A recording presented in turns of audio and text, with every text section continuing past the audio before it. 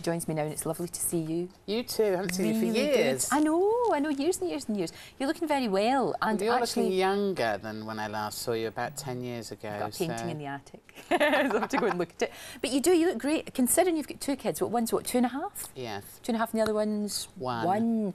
I mean, that's got to be great fun, but really hard work. I mean, you're running around like a mad woman half the time. Well, I keep them in a box during the day. Don't let them out. No.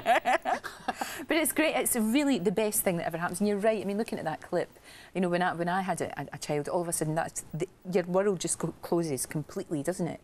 And you've got to be very careful. But I would imagine with somebody like you, who observation is what you're all about, it must be quite... It's a good source of more material, but you have to make sure that that's not what it's all about, I suppose. Oh, yeah, absolutely. Yeah. I mean, I like to sort of poke them and see what happens, or, you know, put them in a test tube, which is quite hard work, And obviously. feed them ice cream and they go like that. See what they do. Yes, I know. That's They're what they do. fascinating. So that video, that's out on Monday? It is. That's out Monday, and that's you, sort of just you live and unleashed and doing what you do.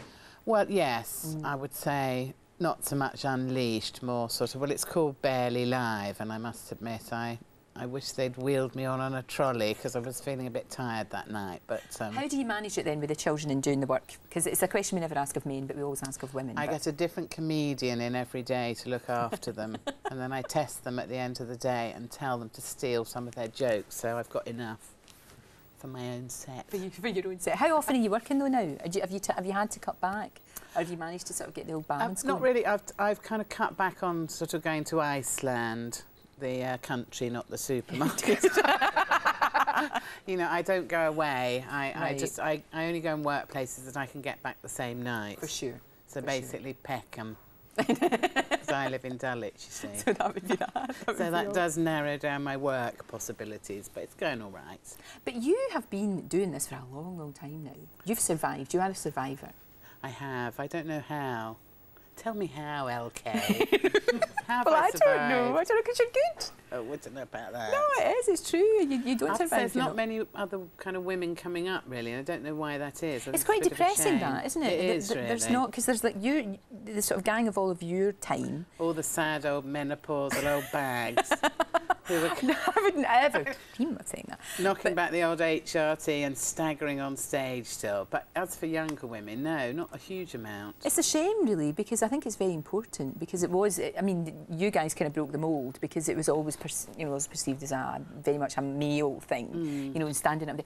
I don't know how you do it. I think it must be the scariest thing in the world to stand there and tell jokes, and everybody's sitting back with their arms folded saying, OK, make me laugh. I mean, Get very drunk. Do you think that's the one way idea? of doing it, yes. Right, that's the best idea. The other way is to be barely conscious when you go on in some other way, like get someone to hit you quite hard with a cricket bat, or just develop a very kind of tough exterior, but you're still a sensitive young lady inside, so it doesn't work very well, that one. No, I know. I think it'd be really, really scary, and especially because you got absolute dog's abuse. You don't so much now, but at the start, I mean, you got really, really criticised, not because they didn't say, oh, Joe Brand is rubbish at telling jokes. It was Joe Brand is overweight, and that's why, and that's really sad, you know, and that's horrible. And no matter how much, I mean, you're a strong woman, but no matter how strong you are, that's got to hurt a bit. Oh, it hurts a lot, really. It's horrible. Yes, I know, but well, after a while, it wasn't exactly a shock that people went on about my weight, you know what I mean? After the first kind of 10 seconds of doing it, it was, you know. But you know what? It's still going on. It's still going on, and actually it's even more mad now, because you look at somebody like Jessie Wallace, who's in EastEnders, who plays Kat in EastEnders, who's gorgeous. She's a bit of a fat old bag. But that's it. She's like that. I know, you know, and it's mad, and people have been having a pop at her for being overweight. Yeah, I know. It makes me laugh when they call kind of virtually anorexic actresses fat. It's quite scary. Because I think, how on earth are they going to use mere language to describe me? You know, in comparison, it's weird. It's so weird. You've been doing lots and lots of work, especially, I really liked you in Celebrity Fame Academy when you did the Cheeky Girls with Ruby Wax. That was very, very good. And you looked, there we are. Now you're a woman that's not ashamed to strut her stuff. That is a 4-bottle of wine performance, that one. Good for you, though. Good for you for doing that. It was really funny. And you were talking about being made over by Trini and Susanna, and they said you weren't to wear black. They did. And you are wearing black. Hurrah! Yes, I know, exactly. Exactly. I mean, because that's your outfit, that's what you're comfy in, that's what you enjoy. I mean, I would rather look like me than and Widdicombe's younger sister, which is what I looked like at the end of Trinny and Susanna, I thought it was a wee bit scary. It didn't look like you. No, I know. It was like you. a rather... I felt like a galleon, really, with these enormous, great, hauled-up bosoms kind of somewhere up there, which arrived up the red carpet about 10 seconds before I did. No, this is you. Yes, this is you. This is what we like. We really do.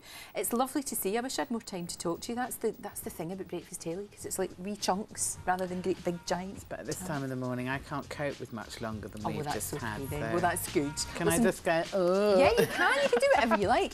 And good luck with the video. Thanks so much. Nice to see you again. Thank you. And that's it for today. Tomorrow I've got two lovely men.